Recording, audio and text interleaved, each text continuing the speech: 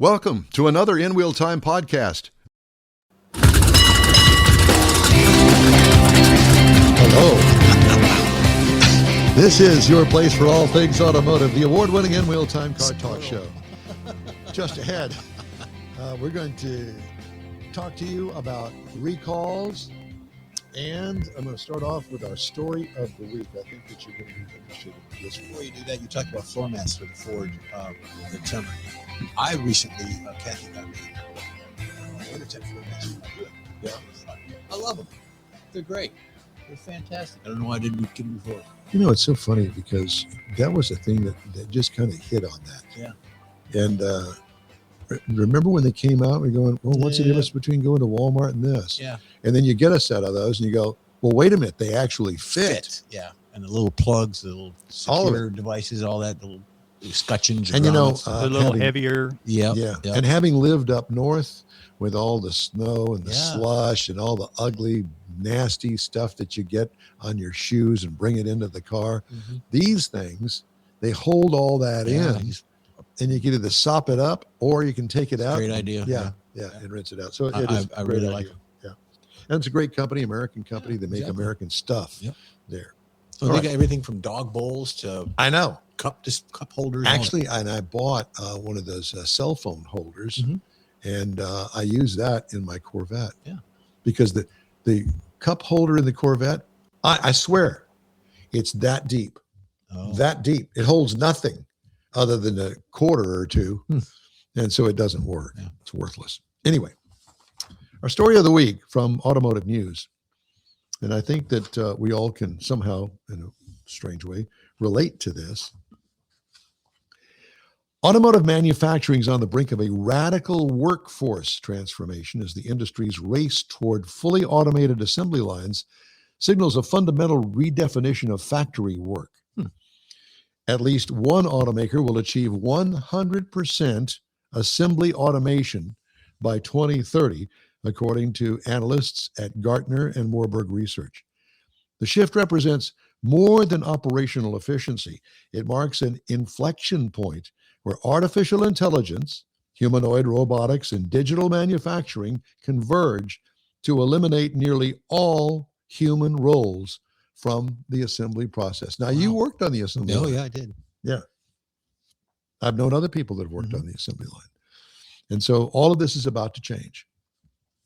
The implications extend far beyond the factory floor, reshaping everything from vehicle design principles to workforce training pipelines to the economics of auto production. A U.S. or Chinese automaker will likely be the first to create a 100% assembly automation line toward the end of this decade, as several players in those markets are already setting up disruptive manufacturing processes and reveal more of a focus on humanoid robots. Automakers such as Hyundai and Mercedes-Benz have already taken steps to increase the use of humanoid robots. Mars, are you paying attention over there? Yeah, it sounds like somebody's putting somebody out of a job. Well, listen up. Hyundai plans to deploy Boston Dynamics humanoid robots at its Georgia manufacturing complex starting in 2028. That's less than 2 years away. Yeah. Right. The automaker unveiled the strategy January 5th at the Consumer Electronics Technology Expo in Las Vegas. The company aims for production scale deployment of humanoids in automotive manufacturing and a scalable production system capable of producing 30,000 robots annually. Oh my God. Can you imagine going to a Texans game? There's nothing but robots there. I don't see it. Mercedes has launched a pilot project with humanoid robots that it says could begin working alongside assembly workers by 2030.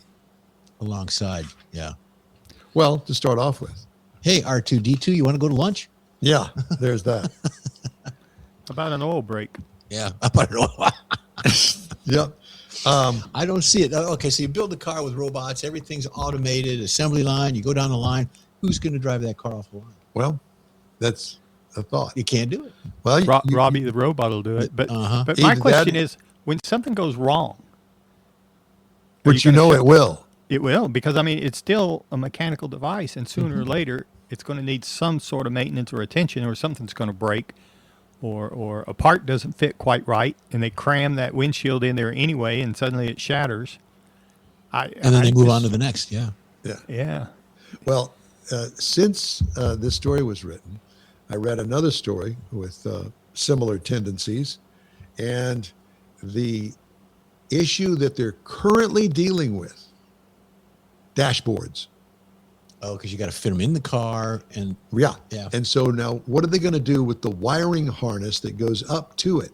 Well, for the most part, they're all plug and play. yeah, So get that robot to start plugging all those dashboards in and make them all work with, because today with a human, you don't have to stretch the wire. The wire is cut just exactly right to fit up to the plug right, with nothing left over. right.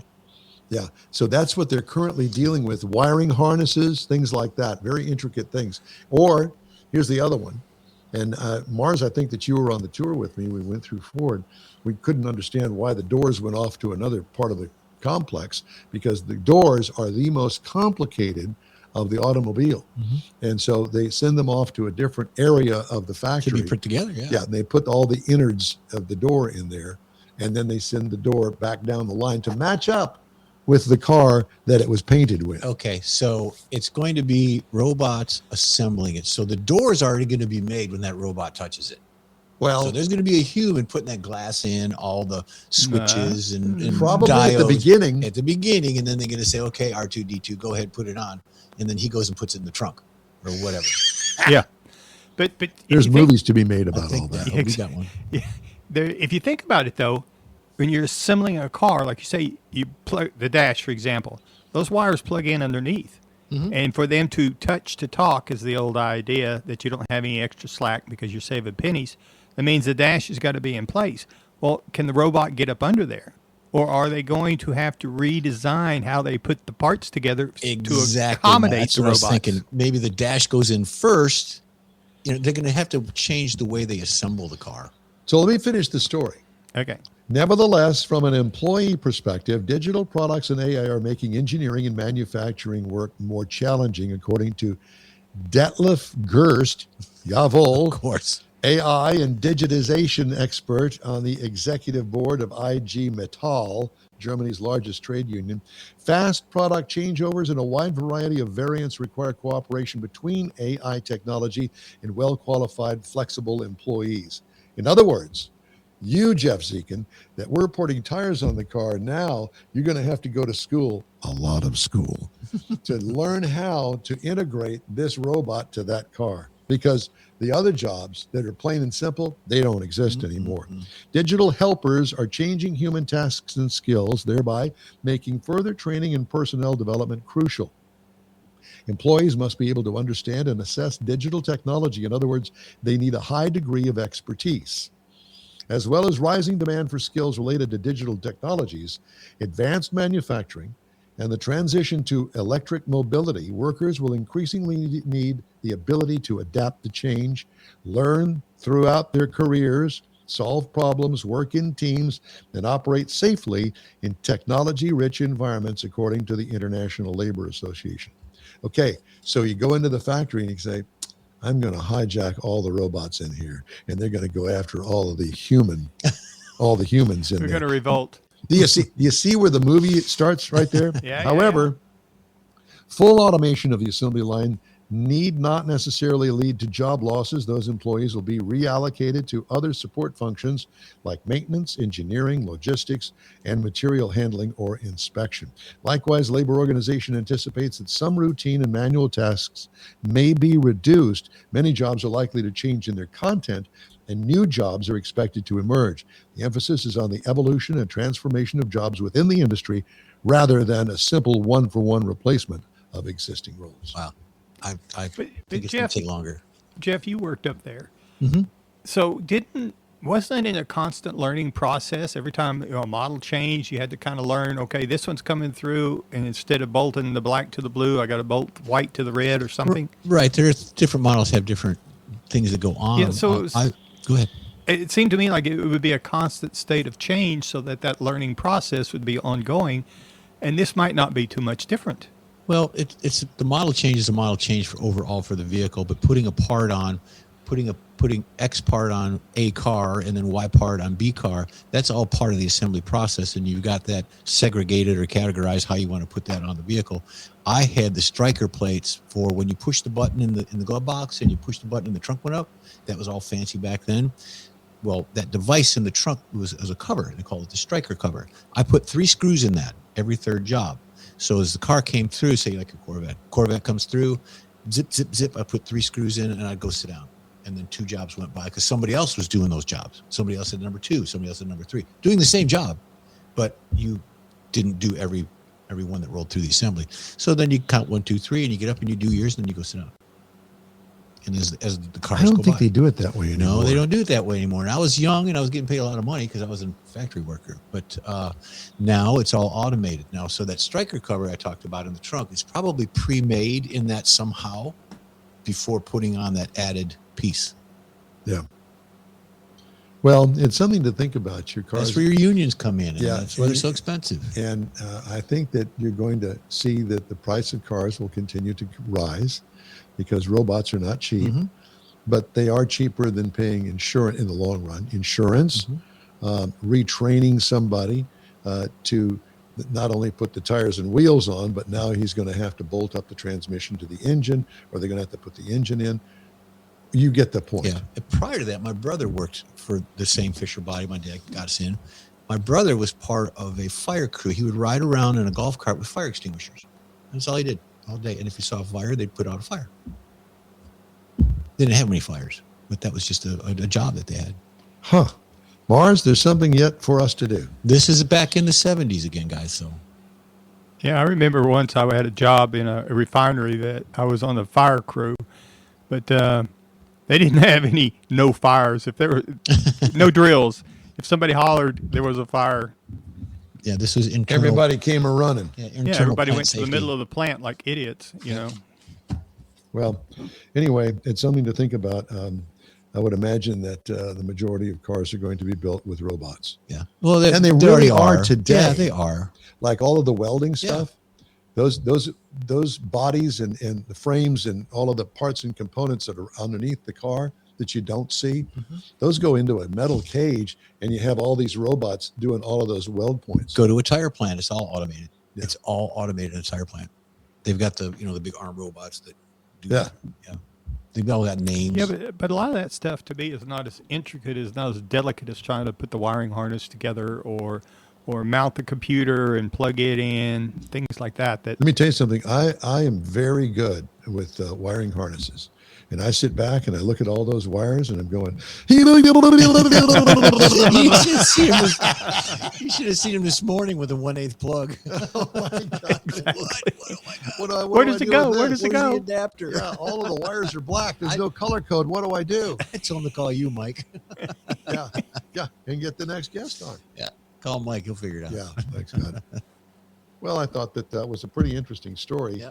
And it's only the beginning. All this stuff being presented at the Consumer Electronics Show in Las Vegas. Is it open to the public? I don't know. I don't know. I don't think so. I think it's kind of like SEMA. It's industry. Yeah. Anyway, my buddy. Yeah, I think you're right, Mike, because yeah, you have to be a manufacturer, like you said, like a SEMA thing. Yeah. Journalist, something, something in the industry. Yeah. It'd be nice to have a car, a hot rod car, a Randy Borcherding high-end rebuild, resto mod thing. Take that to CES. In addition to SEMA, then you're going to go over to the Consumer But Electronics what would be the point of taking the car to CES? Well, because I of mean, electronics? it would probably have some sort of fancy computer in it, or Oh, okay. engine management or something. It was all painted. The whole car was painted in detail by a robot. That's what you could do. Yeah. Or have it painted with the wiring harness painted in the paint on the outside of the car. Don't they have? I don't know if it's one of the auto shows or somewhere I saw that there's actually a clear car, clear vehicle. All the parts are clear, even on the engine. I missed that. Yeah, I would have I'll liked have to have find seen it. that. Maybe it was a dream. I don't know. Yeah, maybe a display for somebody or something. It could have been. Yeah. Every day is a dream for me. He's living it. I'm living it. Hey, just ahead, Jeff has the racing calendar. Mars has This Week in Auto History, and I'll bring you some of the stories making automotive news headlines this week. The In Real Time Car Talk Show continues right after this. Back in a flash. The Tex-Mex dining experience is defined by Lupi Tortilla, your destination for Texas's best beef fajitas and frozen margaritas. Since 1983, Lupi Tortilla has served authentic and time-tested recipes made with the freshest ingredients. Atmosphere is part of the award-winning experience at Lupi Tortilla, all developed in a little house near Highway 6 and I-10 in West Houston. Visit any of the Lupi Tortillas and you'll see the same attention to detail in each and every location. Start your Lupi experience with queso flameado and guacamole, along with a classic frozen margarita. Dine on famous Lupi beef and chicken fajitas, or pepper shrimp brochette, or a fish or vegetarian entree, and finish with a scrumptious flan for dessert. Find Lupi Tortilla in Houston, College Station, Beaumont, Austin, San Antonio, and Dallas-Fort Worth. There's a Texas location near you. The recipes are authentic and time-tested. The ingredients always fresh. Lupi Tortilla, he's pretty good. Make a splash. Live the dream. It all happens at the Houston Automotive Show at NRG Center. Check out classic autos to today's cars and trucks. Experience off-road adventures with Polaris, Ram, and Camp Jeep. Explore 5 acres of the newest sport boats, fishing boats, and much more. It's all here, from the open road to the open water. If it thrills you, you'll find fun for the whole family. Get your tickets now. The Houston Automotive Show. Making waves and fueling adventure. Wheel Time Car Talk Show invites you to join us for a live broadcast every Saturday, like this one, 10 to noon Central Time on nwheeltime.com, Facebook, and YouTube. We hope you check us out. If you miss us, you'll be able to connect through our podcasts from every different podcast source than you could possibly imagine. Mm-hmm. Well, all the popular ones. And really, there's 3 big ones. And the rest of them all fall well below that. But whatever. You got a podcast that you listen to, chances are you'll find us on that podcast. And ours is provider free. as well. You don't have to pay to get on ours. Yeah, you'll want to pay because it's so good. All right, time now for Jeffrey's racing calendar, sponsored by the Texas Muscle Car Club Challenge. Guess what I got? I've got the racing schedule. For everything. I've got Cup coming up. Daytona 500. You're going to start February 1st for the Cookout Clash at Bowman Gray Stadium. That's going to be February 1st. Then you got February 12th, the America 250 Florida Duel. And then February 15th is the actual 500 at 2:30 p.m. on Fox, HBO, and Fubu. Guess what else I have? Fubu. I think it's Fubo, isn't it? Fubu, whatever. Boo-boo. Whatever. And then I got Xfinity, same schedule, same track, just a different grouping. You got the Xfinity boys and then the truck. So the trucks are going to go February 13th on the 26th. And then, of course, There's some big 21st. names that are going back to truck. Yeah, Tony Stewart's going to run a truck. And there's also one of the craftsmen, can't think of his name. He's retiring. Oh, gosh, I can't think of his name. But I've got the article somewhere. And, of course, I got NHRA. NHRA starts March 5th through the 8th, the 57th annual NHRA Gator Nationals in Gainesville Raceway, Gainesville, Florida. I was talking to somebody about Gainesville. You ever been to Gainesville? I probably threw it when I was a kid. I don't remember. Ever been to the racetrack there? No. Oh, my God. It's in a swamp. Yeah. It's in a swamp. Florida is 2-lane pretty much a road swamp. that goes out into the swamp, and then all of a sudden, boom, there's the racetrack. There's a racetrack. I'll be darned. It's weird. Well, Don Garlitz is weird, always has been, and he will confess to that. Yeah. F1, Cadillac obviously is going to be announcing their livery during the Super Bowl. I actually saw a preview picture of it. It looks pretty good. It's just a black car with a little logo on it. So they're gonna it's pretty cool. Pretty cool car. A lot of them are introducing this stuff. 2 weeks is the testing for Formula 1. 2 more weeks. 2 more weeks. Just like the patio at Patio Los Tios. took 7 months, but It it's took 2 7 weeks. months, but every time we go, how's it coming? 2 more weeks. 7 months later, they finally opened the There's a outdoor patio. at 13-foot Los hole in the ground and no concrete around. 2 more weeks. Tios. 2 more weeks. All righty then. Mr. Mars has This Week in Auto History. Yes, sir. Found a few things this week that I I thought didn't was mean to catch you off guard. Yeah, he did caught I? me off guard. Did I catch you off guard, Mike? not me. I was kind of watching Jeff, waiting to make sure he was ready. Listen, I'm hanging on with my Okay, fingernails go, here. Michael. Okay, You got you, buddy. so this week in automotive history, in 1896, the first automobile accident was reported. Now, this is just basically the earliest one. Of course, it was in New York when a motor car struck a bicyclist. It just started the whole world as that we know now. Then in 1899, Fiat, everybody's favorite, is founded in Italy. Now, it's in Turin, Italy. It grew into one of Europe's most influential automakers because it produced everything from tiny city cars to race-winning machines. And, of course, it ended up being bought up through Stellantis, through mergers and everything, and that's how we ended up with Fiat in America. In 1904, and I did not know this, Henry Ford becomes president of the Ford Motor Company. I just assumed he was president whenever he created it and started it. But That picture was taken before the dementia set in. Tremors. if you look at the eyes, but anyway, so he had a vision for affordable transportation, which focused on efficiency, durability, and mass production. And of course, that's what led to the moving assembly line and really where we are today with automobile manufacturers. Mike, if you look at him and you move, his eyes follow you. Look, go ahead, move. Yeah. Turn Inch by inch, step by step. Then in 1950, the first Corvette design concept was approved. Now, this was kind of early in. I did not realize it took that long from the time they decided they were going to do this till they actually produced one. Of course, it was inspired by European sports cars, and it brought the American performance in. And let's not forget, this is the first fiberglass car built in America, too. And they had to try to perfect that. Have you ever seen an actual, I saw number 2. Have you ever seen number 2? Yeah, they're pretty rough. Yeah. They were all made by hand, weren't they? Actually, oh, yes, they were. And the fiberglass is all laid by hand. And you can actually see the fiberglass beneath the crappy paint The job. fibers in the fiberglass. Yeah. It's truly amazing. I never knew, but that's the way it was. Interesting. And they let it out the showroom floor.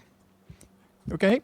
In 1954, Hudson and Nash announced merger plans. Now, this is, I think it's crazy. Hudson Motor Company, car company, and the Nash Kelvinator revealed their plans to merge, forming the American Motors Corporation. Refrigerator company. Yeah. Exactly. You know, I tried to do a thing on that, but it didn't work out. Anyway, I've driven a refrigerator before. so AMC, the idea was that they were going to compete against the Detroit's Big Three, and they did produce a lot of iconic motors like the Javelin. They even actually produced the Jeep Cherokee originally. Huh. Then rolling over to 1966, Chevrolet reveals the Camaro name. Now, this is for the pony car, and this was designed to compete directly with the Ford Mustang. And it was they considered the Camaro a small, vicious animal that eats Mustangs, is the way they backed up this name for the naming process. Sure, of course. Then in 1960... Wasn't the original name of the Banshee of the Camaro? Oh, I didn't think so. I think it was Maybe. I thought that was the Pontiac version. Oh, It was the okay. Banshee comes to mind. Somebody had a Banshee. Yeah. That may have been an ex-wife or something. I don't know. Then in 1968, AMC That's a pretty car. introduced the Javelin. Now, this, again, was to compete in the pony car market against the Mustang and the Camaro by this time. But they did find a lot of success in the Trans Am Racing Series and among road enthusiasts out on the road because it really had some nice performance and some really nice look on it. That's a classic. Then in 1992, this started it. The Lexus SC Coupe debuts at the Detroit Auto Show. Now, this doesn't look like the new one, but the new one, I think, is one of the most beautiful cars in America today. But you can see where it gets its heritage from the lines on this car that built up to the newer one. It's just a beautiful car. Then in 2003, the final Oldsmobile was built. Now, what's interesting about this is they announced the new Bravada SUV launch. They were going to start selling these SUVs. 2 days later, they announced they're going to kill Oldsmobile. Now, it took them about 4 years to go through the shutdown process as they killed different models each year instead of just shutting it all down at one time. And the last one that was actually built, in fact, the last 500 has special plaques, say the final 500 on them, but it was an Alero GLS 4-door, a vehicle that looked just like this one. And after it was produced and they shut everything down, it ended up in a couple of museums. The museum shut down, and they auctioned it off to a dealer-only auction, and that car is now in Florida at a dealership down there somewhere I'll be darned. in that part of the world. That's That's good. this week in automotive history. Thank you, sir. Yep. A couple of stories making automotive news headlines this week. About half a century after creating the iconic slogan, baseball, hot dogs, apple pie, and Chevrolet, Chevy is again wrapping itself in the American flag for the nation's 250th anniversary. The brand is rolling out 5 special editions. It's calling the Stars and Steel collection. The models, all built in the U.S., add stars, stripes, and a 250 graphic, along with red accents and select premium options that underscore patriotism. Package will be available on certain trims of the Silverado 1500, Silverado HD, Silverado EV, and Colorado pickups. Chevy will also sell 250 Stars and Steel Corvettes, which come in either Arctic white with a Santorini blue interior or black with an adrenaline red interior. Line them up, take them away. Used to call it blood red. In GM, moving its global headquarters this week into a newly finished building in the heart of downtown Detroit.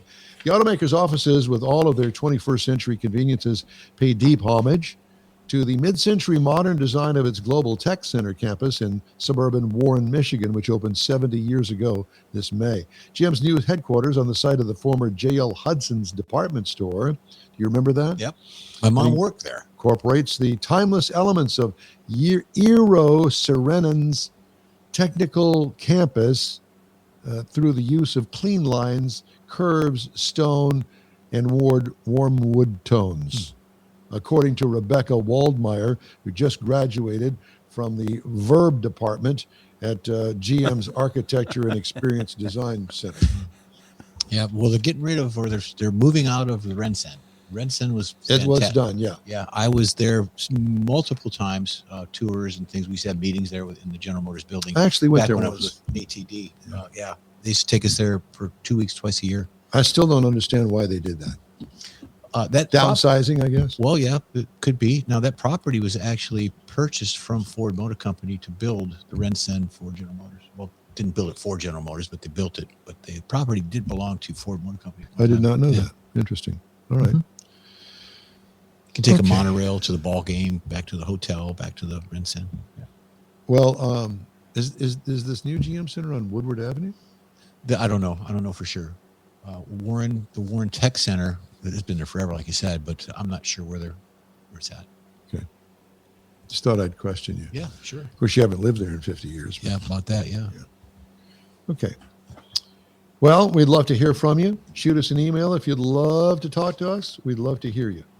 The address is info@inwheeltime.com. Time now for a break on the In Wheel Time Car Talk Show. And we're going to be right back after these important messages.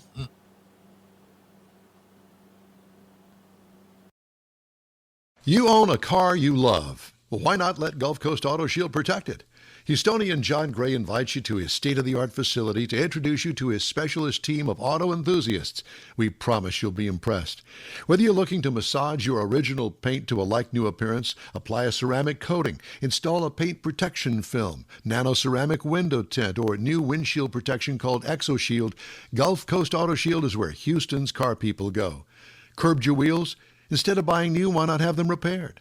How about a professionally installed radar detector? Gulf Coast Auto Shield does that too.